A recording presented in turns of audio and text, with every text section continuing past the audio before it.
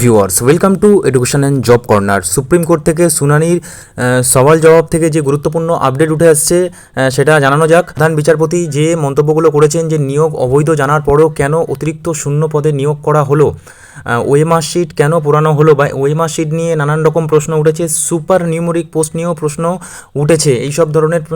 তারপর প্যানেল বহির্ভূত চাকরি, নিয়ম বহির্ভূত এবং অবৈধ চাকরি, এই বিষয় নিয়ে কিন্তু প্রধান বিচারপতি মন্তব্য করেছেন এবং দীর্ঘ সওয়াল জবাব চলেছে। দীর্ঘ সওয়াল জবাবের পরে যে গুরুত্বপূর্ণ আপডেট উঠে আসছে যে যোগ্যদের হয়ে তো কোনো কথা এখানে উঠলো না। প্রথমত শুধুমাত্র এই বিষয়গুলো নিয়ে উঠলো, উত্তরপত্রের প্রতিলিপি নেই কেন, বা উত্তরপত্রের জেরক্স যাই হোক না কেন কোনো কপি নেই কেন, এটা নিয়েও কিন্তু বারবার করে প্রশ্ন উঠলো।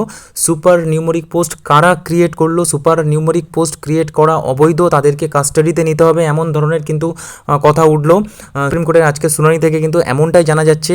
আপনারা যারা যোগ্য প্রার্থীরা আছেন, আপনারা কিন্তু অবশ্যই এই বিষয়টা নিয়ে ভাবতে হবে। এখানে কিন্তু আজকে স্টে আসেনি চাকরি বাতিলের মামলার এই রায়ের ওপর, শুধুমাত্র একটা বিষয়ের ওপর স্টে এসেছে, এই যে অতিরিক্ত পদ কেন ক্রিয়েট করা হলো, এই বিষয়টি নিয়ে কিন্তু স্টে এসছে। বাকি সব বিষয়ে কিন্তু রায় বহাল রয়েছে ডিভিশন বেঞ্চের।